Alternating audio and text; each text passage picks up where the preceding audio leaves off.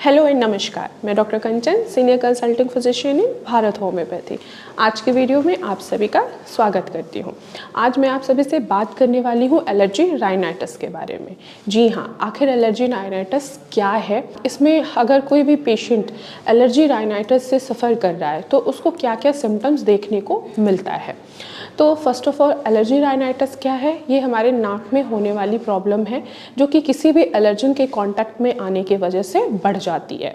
अब कोई भी एलर्जन के कांटेक्ट में आने से, जैसे कि डस्ट हो गया, पॉलन ग्रेन हो गया, फूलों के परागण हो गए, या एनिमल के डैंडर हो गए, या स्मोक हो गया, या केमिकल के वजह से भी हो सकता है। अब एलर्जी राइनाइटिस है तो आपको कैसा फील होगा, आपके नाक में क्या लगेगा, कैसा फील करेंगे? एलर्जी राइनाइटिस क्या है? अभी स्टार्टिंग में मैंने आपको बताया कि ये नाक से रिलेटेड प्रॉब्लम है जो कि एलर्जी के कांटेक्ट में आने से बढ़ जाता है। नाक में क्या परेशानी आएगी आपको? नाक में पेन होगा और साथ ही साथ स्वेलिंग होगी, जिसकी वजह से पेशेंट को सांस लेने में तकलीफ आती है। अब हम बात करते हैं कि आखिर इसके सिम्टम्स कैसे दिखाई देंगे। अगर किसी को एलर्जी राइनाइटिस है तो आप उसको कैसे डिफ्रेंशिएट कर सकते हो।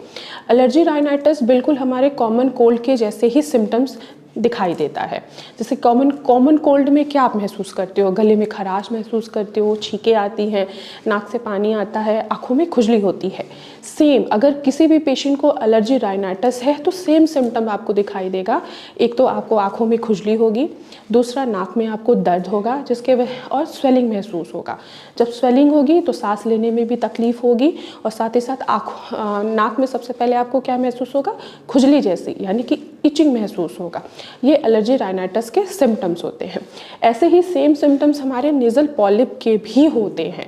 नेज़ल पॉलिप में आपको क्या देखने को मिलता है कि जो नाक के अंदर आपको हल्का सा छोटा सा गांठ दिख जाता है, जिसको हम मास कहा जाता है या नेज़ल पॉलिप कहा जाता है।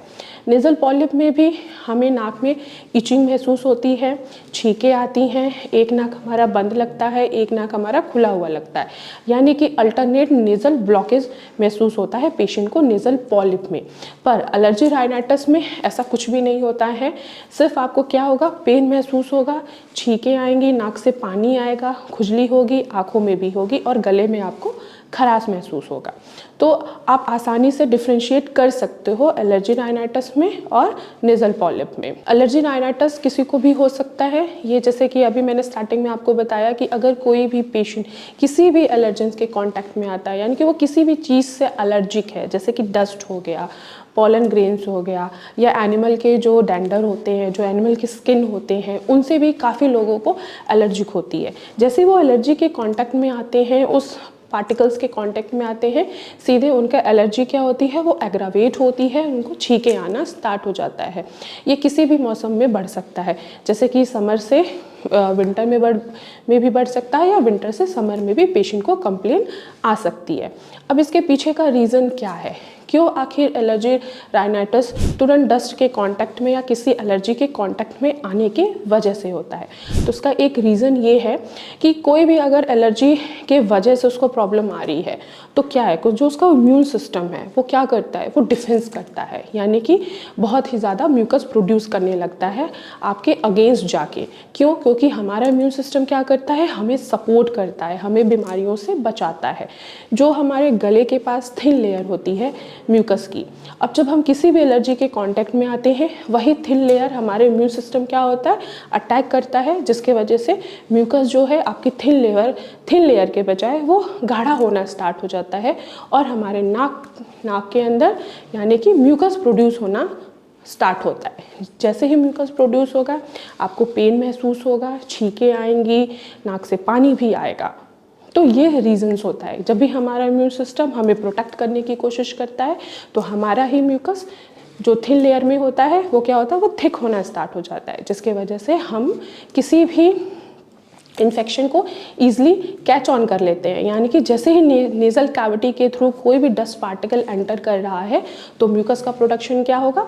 ज़्यादा होना लगेगा और छींकें आनी स्टार्ट हो जाएंगी। अब सवाल ये आता है कि अगर कोई भी पेशेंट को एलर्जिक राइनाइटिस है तो आखिर हम उससे कैसे बच सकते हैं।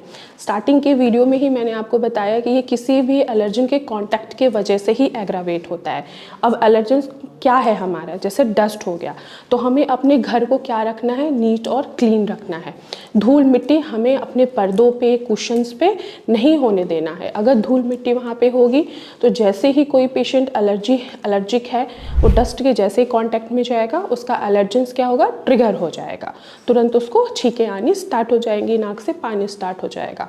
तो आपको क्या करना है, अपने घर की साफ़ सफाई अच्छे से करनी है। जहाँ पे सिलन है वो सिलन कहाँ क्या हो, वहाँ से धीरे धीरे ख़त्म होता जाए।